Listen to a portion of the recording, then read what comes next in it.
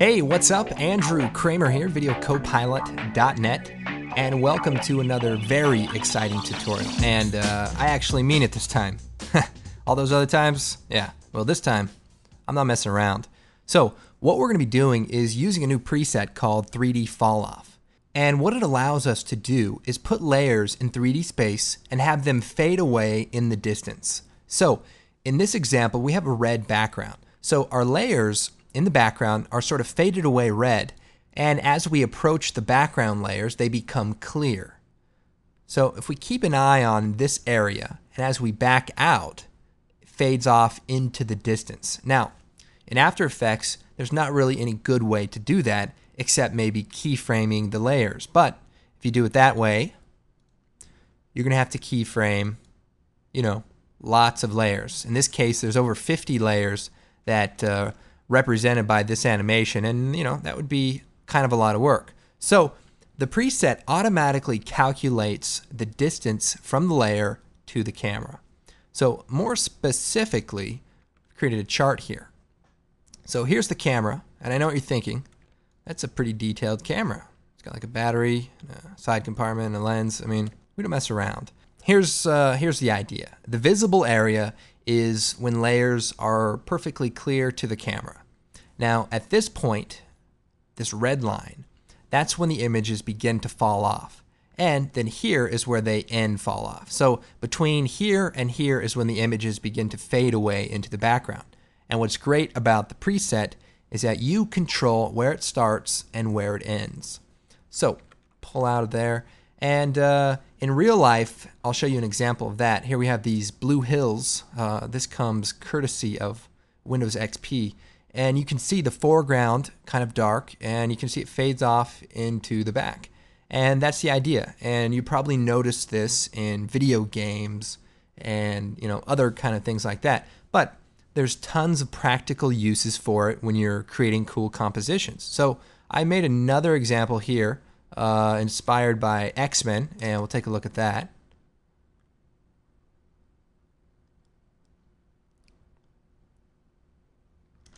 So pretty basic.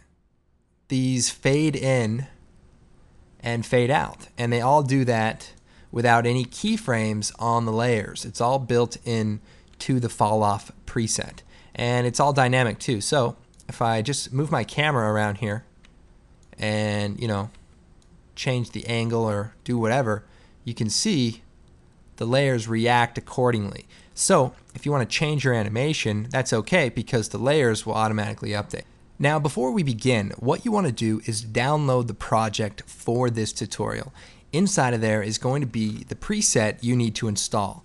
Now what you're going to do is go into your After Effects directory, support files, presets, and put the Video Copilot folder inside of the preset folder, restart After Effects, and there you go. Also, you need to run the English version of After Effects. So if you go into the languages, you can launch After Effects English, and that'll make sure it'll work. Now, if it's already in English, you get the idea. You just open the program.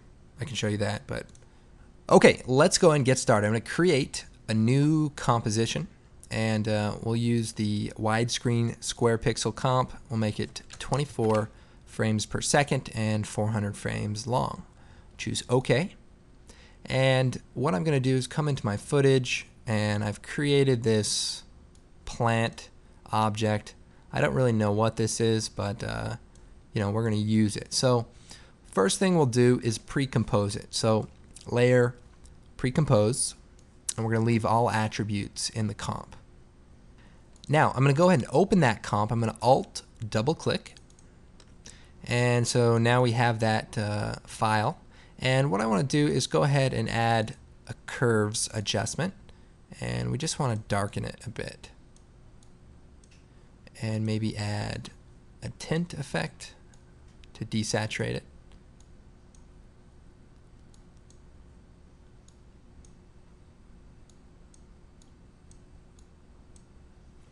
And one other thing we want to do is we turn on the transparency. So we have sort of a sharp edge on the back where it stopped rendering.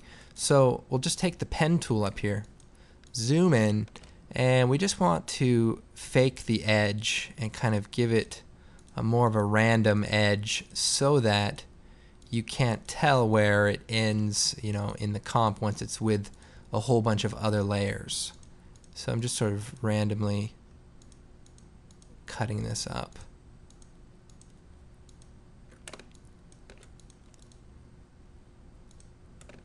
And then take that mask that we just created and set it to subtract. And you know, it doesn't look great, but that will help us sort of hide that perfect edge. And we'll go ahead and close our comp that we just created. Now let's create a background. I'll make a new solid and choose OK. And then we'll choose Effect, Generate, Ramp, set it to Radial, change the black color to like a red color and the white to black. Maybe move this down a bit. And let's go and create a new camera. And we'll make it 20mm and choose OK. So we have all this set up. Now let's go and get into the preset. This is where the fun begins. We're going to go over here to the Effects and Presets, type in Falloff, and Video Copilot 3D Falloff comes up. Now, here are the specific steps. First of all, you need to have a camera called Camera 1. So when you create a camera, it's always called Camera 1 unless you make another camera. So kind of specifically needs to be Camera 1. Then create a new adjustment layer or a regular layer and call it, hit return on the keyboard and call it Falloff with a capital F. And this is just important to keep the code working. Then we'll take the 3D Falloff control preset, and it reminds you to rename the layer Falloff and drop that right onto the Falloff adjustment layer. And then we have another preset, and we apply these to 3D layers. So we'll take our plant, make sure it's a 3D layer, and apply that preset to the plant. And if you hit U, you can see there's a bunch of code. And don't worry about that code. We are just going to make some adjustments to the Falloff control layer. Very quickly, I just kind of want to go over the parameters. First of all, we have the use color, and that's a toggle that we can turn on or off. We have the Falloff color, the amount to tint, and I'll get into that in a moment, where it starts, where it ends, the distance wise, and then we also have use fade, which will fade a clip out. Like if you see in this example, first of all, as they go off into the distance, they get tinted black, but as they get too close to the camera, they fade out. Now you can also do it to where once they turn black, they also fade out, but it's up to you. So back into this comp, and we have the fade control. So we'll go ahead, shut off the fade for just a moment, and we're going to take these parameters and just toggle them down so we can focus just on the color for a moment. I'm going to change the color to green just so we can see what's happening. And then I'm going to take our plant layer and I'm going to move it back in 3D space. Okay, so you can see as it goes back, it's being tinted green. And if we go back far enough, it turns entirely green. And if we go into the Falloff control, that's where we can control the color tint. Say if we do 50%, then that is the maximum amount. So say you don't want the layers to get too faded out, but just enough to where, you know, they look like they're further off into the distance. But we'll go ahead and keep that at 100, and we'll go and change the color to one of these red colors here in the background, and maybe we'll set it to 75%. So we'll take that layer again and we'll move it forward. And now you can see a better example of it fading into the background. Also, we have the start Falloff and end Falloff. And this is in pixels. So 500 pixels away from the camera is when the clip begins to fade out. And then we have at 2500, it's fully tinted that color. Now, if I set this to say 400 and I set the end to say 600, you're going to see that our layer has a very narrow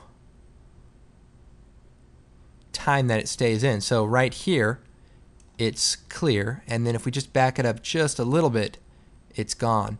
And that's because the range is only 200 pixels between the start and the end. So we extend that,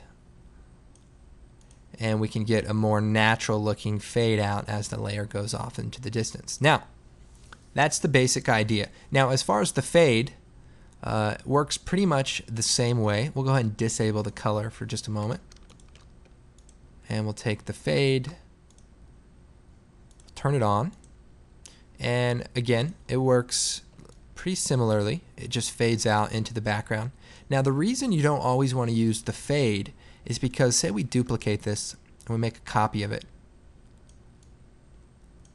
If the clip is fading away, so if I just move the camera, you're going to see the layers are going to sort of be semi-transparent over each other. Whereas if you use the color without the fade, they're going to stay composited on each other properly.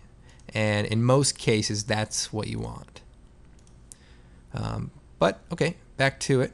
Kind of zoom in here. We'll go and shut the color off again, back to the opacity. Now, the cool thing about the opacity, it has two controls for the fade minimum and the fade maximum. And what that allows you to do is invert the fade. So right now, as they go far away from the camera, they fade out. So if we turn it on, they fade out as they go far away.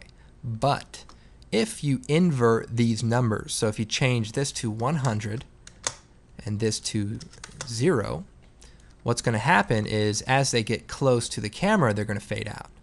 Now, this can be used for a whole lot of things. Say you want to create a title scene where you have titles that are going to be flying right in front of the camera, and as you get close to them, they fade out, and that way they don't obscure the camera or cause like a weird glitch. It's a nice way just to be able to control layers to kind of fade them out as you fly through it. Kind of a quick example, if I were to just disable that, I'll take the text tool and we'll type Video Copilot. We'll make it white. You can see it, and I'll make it a 3D layer, and then we'll go back to the effects and presets and apply the Falloff applied to 3D layers preset to the Video Copilot layer, and just scale it up some. So now as the camera goes towards it, it fades out. So what we want to do to set up our scene is make a whole bunch of copies of our plant. So the way we'll do it is we'll go ahead and put this Falloff control layer at the bottom and shut it off. The way we'll do it is we'll take the plant and we'll duplicate that. So edit, duplicate, and then we can rotate it and, you know, push it into Z space. And what I'm doing is toggling the shortcut. So if you hit W, that allows you to rotate layers, and then if you hit V, that switches back to, you know, the move tool. So Control D duplicates the layer. We can move it, rotate it, duplicate, and just we want to make a whole bunch of copies so that we can actually see this effect.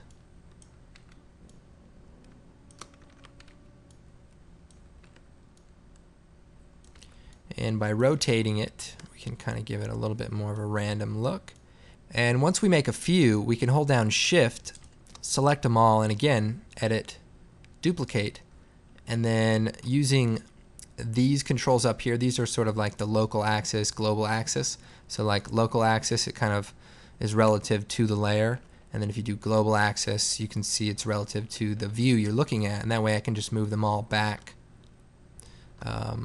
Or duplicate it again and move them forward, you know, offset them, even take the rotate tool and rotate them slightly so that they have a variation to them, and even scale them all up so that some are a little bit larger than others. So as long as they're all selected, you can you know, control those. So once we've created a few, we'll go ahead and select them, turn on the shy switch and click on this button, and that'll just hide it. And you know what I like to do is hide them all but one. And that way if I need to stack layers, I can use that as a reference. So here is our big field. I don't really know what this is, and so I was doing some research and actually found out what it was. You guys know who Elvis Presley is? Well, he's got these sideburns, and so I was doing a little bit of research, and here's what I found out.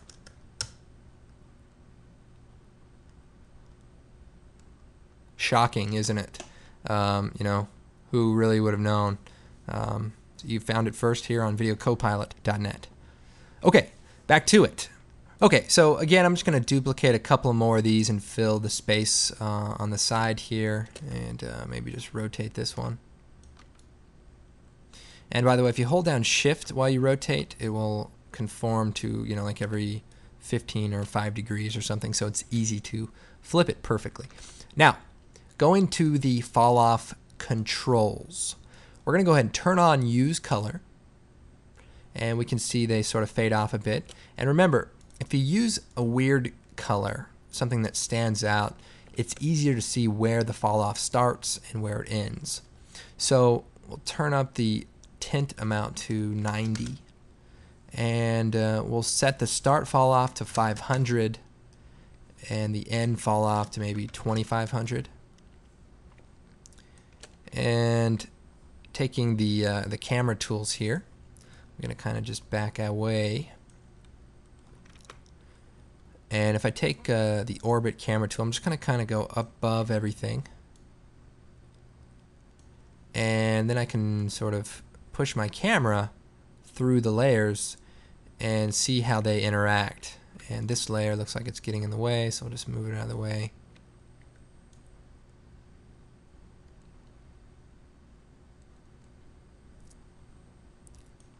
Okay, so it looks good. Our Falloff is a little strong, so what we'll do is we'll push the start Falloff, so where it begins to fall off close to the camera, and push it back, and that way we get a little bit more detailed before it falls off. Okay, cool. Now we can just set the color back to that red, and I did, just to kind of enhance it, I just did a little bit of a brighter color.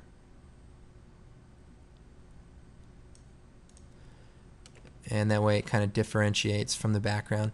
And you just want to fill it in, just make more copies so that it looks like it's completely filled in. And you can see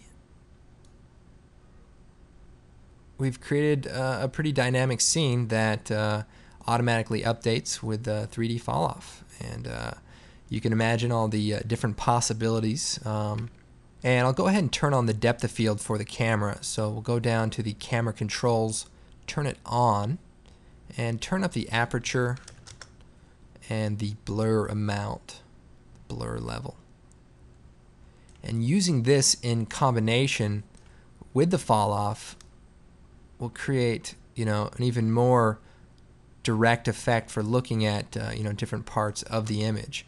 And then you could, you know, put some titles in there, some different things to kind of enhance the shot. I know one of the other things I did was just add some particles.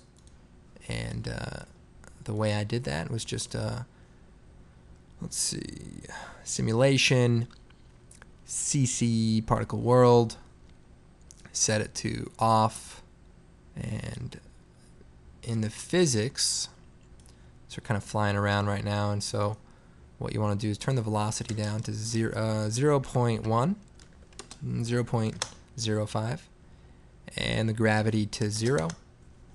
We'll back our camera out here, and we want to increase the size of this area, and the birth rate, maybe turn it down, and the particle type to a faded sphere. And so you just get little particles, and we turn up the life to maybe 4, and then we have some cool particles, and then we can animate the camera. So hit P, hold down Shift and hit A, set a keyframe, move these over, and just simply take this tool and just fly forward. And then we'll come back and maybe just back it up some more. And we'll go ahead and RAM preview by hitting 0. Okay, that doesn't look too bad. We can also hit F9 to sort of soften the in and out keyframes of the camera move.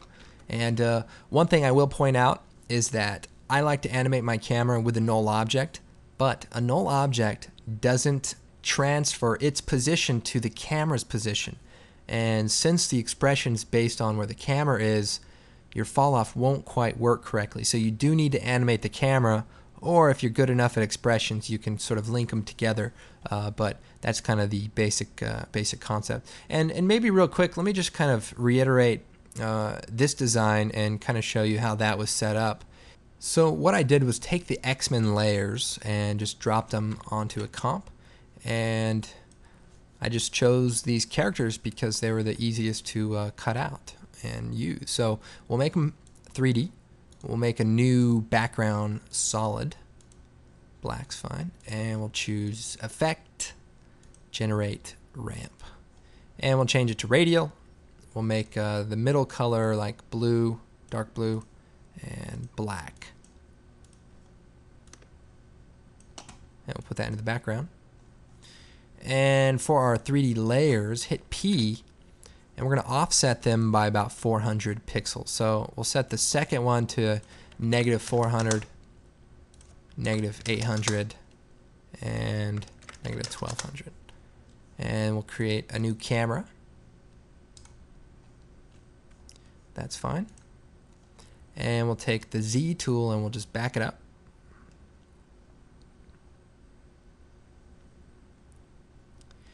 And we'll also create our control layer. So here are the steps again for using the Falloff filter. You need to make a solid or an adjustment layer and make sure to name it Falloff with a capital F. Choose OK, and we'll just shut it off. And then the first thing, you want to apply the control layer to the Falloff and the apply to 3D layers to each of the 3D layers.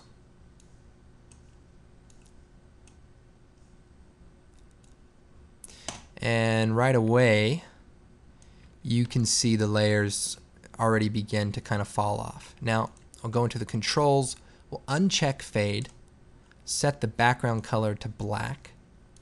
And the reason I chose black is because I want it to almost seem like they're backing up into a shadow. Now, we want the start fall off and the end fall off to be very, very narrow so that the layers are only clear for just a moment. And so to do that, we'll bring the end fall off in. So we'll turn this number down.